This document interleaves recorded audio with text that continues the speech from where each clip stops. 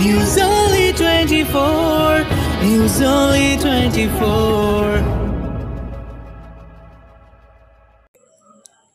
পুজোর আগেই মুক্তি পেতে চলেছে গজরাজ মুভি অ্যান্ড এন্টারটেনমেন্ট নিবেদিত ও শিবপ্রসাদ রায় পরিচালিত বাংলা কাহিনী চিত্র আনন্দ বিদায়। তার আগে 30শে সেপ্টেম্বর সোমবার কলকাতা প্রেস ক্লাবে ছবি কলাকুশলীদের উপস্থিতিতে পোস্টার ও প্রোমো প্রকাশ হলো। একটি অন্ধ যুবক গান গেয়ে যার পেট চলে, সেই ছেলেটি কিভাবে রাজনীতির শিকার হয় তাই নিয়েই এগিয়েছে গল্প। কাহিনী রাজগোলক, সংলাপ ও চিত্রনাট্য শিবপ্রসাদ রায়, অভিনয় করেছেন দেবেশ রায়চৌধুরী, গৌরীনাথ ব্যানার্জি, প্রতীক, দিয়া, শান্তনা বসু, প্রসূন কান্তি দাস প্রমুখ। 1 ঘন্টা 40 মিনিটের এই ছবিতে গান রয়েছে 4টে। গান গেয়েছেন উদিত নারায়ণ, অন্বেষা ফাল্গুনী, সব্যসাচী, সৌমিতা প্রমুখ। 4 অক্টোবর প্রেক্ষাগৃহে মুক্তি পেতে চলেছে আনন্দ বিদায়।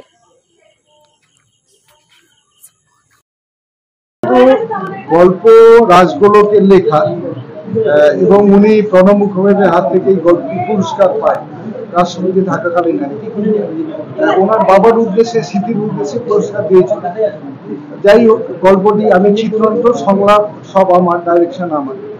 এতে অভিনয় করেছে দেবেশ রায়চৌধুরী, গৌরীনাথ বন্দ্যোপাধ্যায়, শান্তনা বসু, হিমাদ্রি দাস, সমীষা মুখোপাধ্যায় প্রমুখ, দিয়া, প্রতীক, নবাগত হিরো হিরোইন এরাই অভিনয় করেছেন, আরো অনেকে আছে।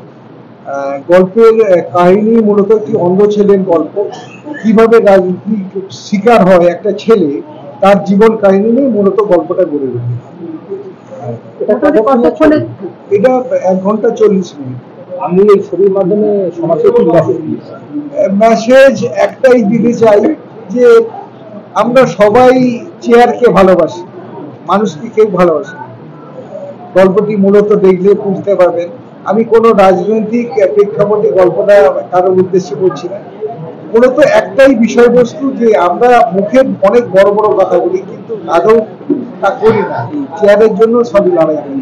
শুটিং কোথায় হয়েছে? শুটিং মূলত পশ্চিমবাংলার মধ্যেই শুটিং হয়েছে, আশেপাশে চন্দ্রকোনা, ঘাটাল, মেদিনীপুর, কলকাতা শহর, সল্টলেক, বিভিন্ন এলাকায়। গান গেয়েছে উদিত নারায়ণ, অন্বেষা, দীপঙ্কর, সৌমিতা প্রমুখ। কটা গান আছে? 4টে গান আছে।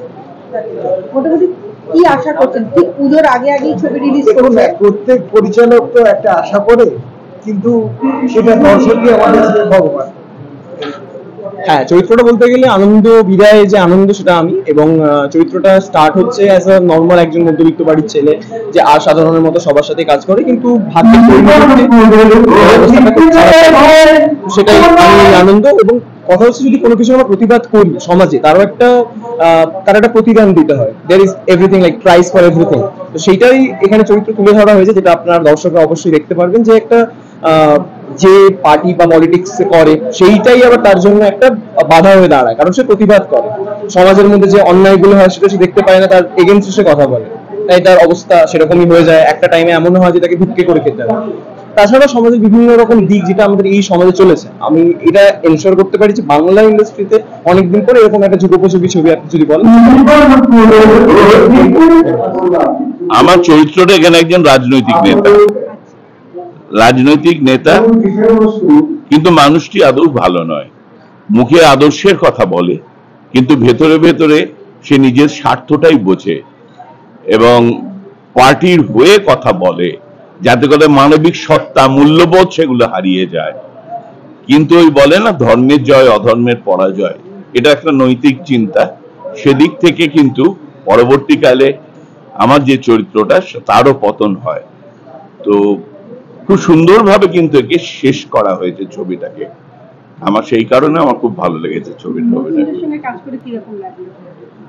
না, নতুন না, আমি শিবপ্রসাদ রায়ের ঘরে আগে আমি কাজ করেছি, অন্যান্য ছবিতে কাজ করেছি, কিন্তু এই গল্পটা আমার কাছে ভীষণ ভালো লেগেছে। আর আমি নেগেটিভ চরিত্র করতে আমি খুব খুশি হই আর কি। হ্যাঁ, প্রত্যেকে কিন্তু খুব সাবলীল এবং খুব কোঅপারেটিভ। সব থেকে বড় কথা, সব মিলেমিশে কাজটা হয়েছে। ন্যাচারালি কাজ করতে গিয়ে মনে হয়েছে যেন আমাদের ফ্যামিলির মধ্যে আমরা কাজ করছি। কারোর যে কোনো রকম প্রেস্টিজ ইস্যু, তাদের মধ্যে মনোমালিন্য কোনোদিন আমি দেখিনি, কিন্তু কখনো দেখিনি। আমি আশা করি সবাই এইভাবেই চলবে, আগামী দিনে আমরা কাজগুলো করতে পারবো।